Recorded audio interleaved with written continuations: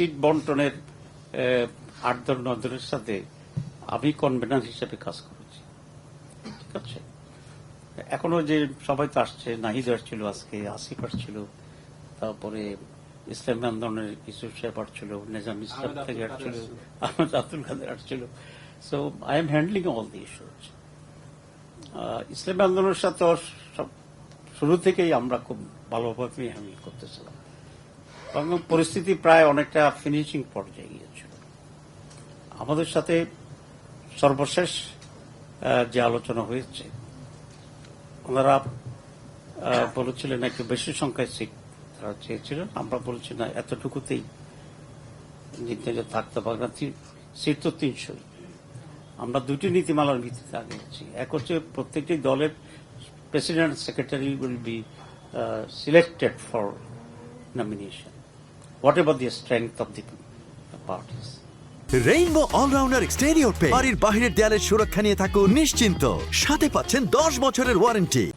আর second হচ্ছে যে দলের যেখানে অবস্থান ভালো সেই দল সেটা পাবে। এভাবে যদি আমরা অগ্রসর হওয়া শুরু করেছি, তখন দেখা গেল শরিক দলগুলো খুব কম জায়গাতেই থাকে, কারণ তার 1 নম্বর দল অনেক কম জায়গায়। প্রায় সব দেশেই জামাতই হচ্ছে 1 নম্বর দল।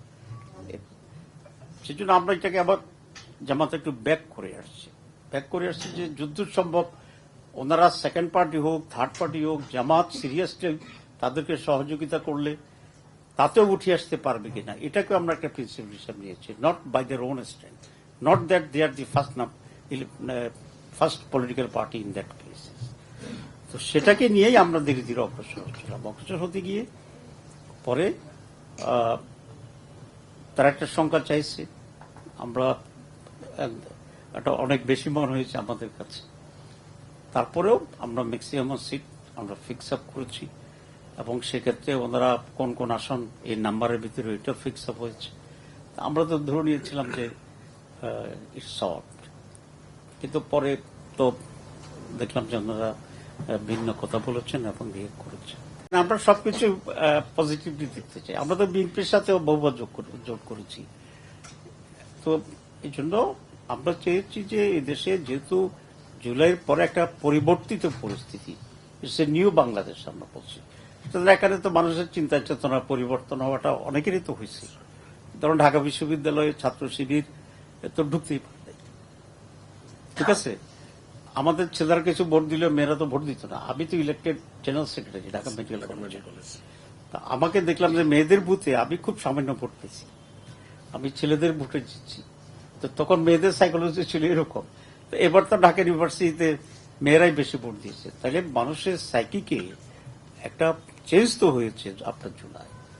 আমরা ধারণা করেছি যে যার যে অবস্থানই হোক, যেহেতু জোটের একসাথে কাজ করার একটা আগ্রহ তৈরি হয়েছে, একটা মানসিক পরিবর্তন হয়েছে বলে আমরা ধরে নিয়েছিলাম এবং এটা আমরা অনেক দূর এগিয়েছি। আমি তো মনে করি এটা একটা সফলতা যে চরমনের সাথে আমরা দীর্ঘদিন ধরে অ্যাটলিস্ট কিছু জায়গাতে এক থাকতে পেরেছি। বরং একটা বেনিফিট হয়তো আমরা পাইতে পারি যে আগে অনেকগুলো আসন আমাকে ছেড়ে দিতে হয়েছিল, এখন বেশি আসনে কম্পিট করার আমার সুযোগ হচ্ছে। কারণ একটা অ্যানালাইসিস ছিল এরকম যে বিএনপি 280 আর জামাত 180 আসনে পড়ছে। সুতরাং এই যে কম্পিটিশনটা একটু ডিফিকাল্ট হবে। এখন তো নাম্বার একটু বাড়ছে, আমি কম্পিটিশন তাদের সাথে কম্পিট করতে আমাদের সুবিধা হইতে পারে। এটা যে শুধু নেগেটিভ হচ্ছে তা না, এটা যে পজিটিভ আসপেক্ট অলসো। আমরা পজিটিভ থেকে নিয়ে আগাই।